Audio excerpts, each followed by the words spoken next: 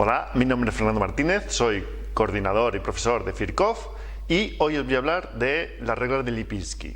Las reglas de Lipinski sirven para saber si un fármaco va a tener buena biodisponibilidad oral. También las empresas farmacéuticas lo utilizan en el desarrollo de nuevos fármacos para precisamente descartar unos u otros fármacos ya de una forma teórica con esta regla de Lipinski para saber si van a tener o no buena biodisponibilidad oral. ¿De acuerdo? Bien, Lipinski lo que hizo fue un balance entre peso molecular, hidrofilia, lipofilia, siempre hablando para fármacos que tengan una difusión pasiva a través de las membranas. Bien, en este caso las reglas de Lipinski son 4, aunque se conoce como las reglas de Lipinski, las reglas de 5. Luego diremos el porqué. Bien, la primera regla es que un fármaco no puede tener un peso molecular, tiene que tener un peso molecular menor o igual a 500.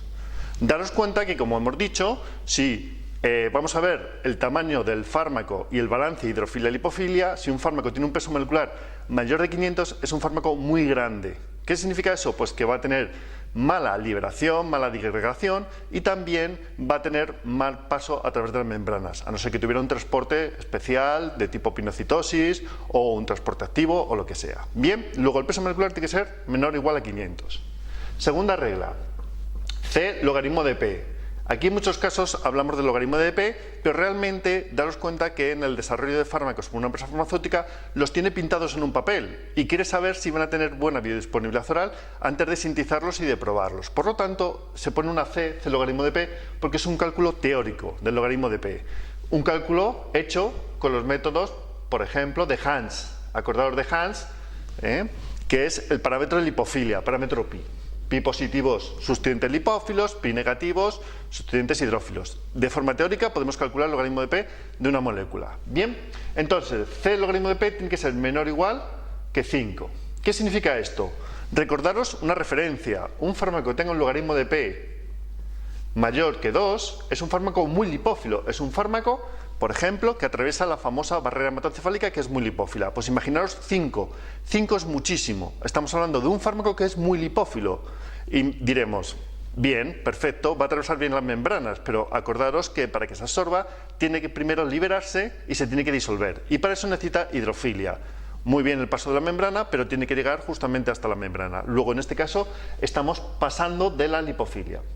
Y la tercera y la cuarta regla hacen referencia a la hidrofilia. Tenemos que tener, no puede tener el fármaco más de dadores de protón, dadores de enlace de hidrógeno, tiene que ser menor o igual que 5. En este caso, referido, por ejemplo, a OHs y a NHs, que son los que dan preferentemente los enlaces puentes de hidrógeno. Bien, pues no puede ser, tiene que ser menor o igual a 5. Y aceptores de hidrógeno, de enlace de hidrógeno, tiene que ser menor o igual a 10. En este caso, oxígenos y nitrógenos. ¿De acuerdo? Como podéis observar, son 4 reglas. Sin embargo, se le conoce como la regla de los 5, 5, ¿no? ¿Qué significa? Pues que todas las reglas, todos lo que tienen que cumplir son 5 o múltiplos de 5. Por eso se conoce como la regla de los 5. ¿De acuerdo? Y para finalizar, cuidado, preguntas de tipo FIR, de tipo de examen, que siempre que un fármaco cumpla estas reglas va a tener buena biodisponibilidad oral.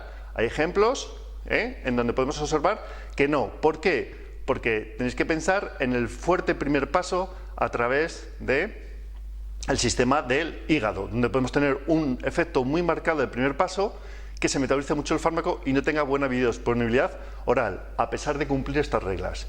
Y al contrario, ¿puede un fármaco tener buena biodisponibilidad oral sin cumplir estas reglas? Pues sí, es en el caso de que un fármaco tenga, por ejemplo, un transporte con un transportador, un transporte activo, un transporte facilitado. Bien, también deciros que para que un fármaco tenga mala biodisponibilidad oral debe incumplir más de una de estas 4 reglas. Con que incumpla una puede tener buena biodisponibilidad oral. Bien, pues hasta aquí este vídeo, espero que os haya gustado y que contéis con nosotros, con Firkov, para lo que necesitéis. Muchas gracias.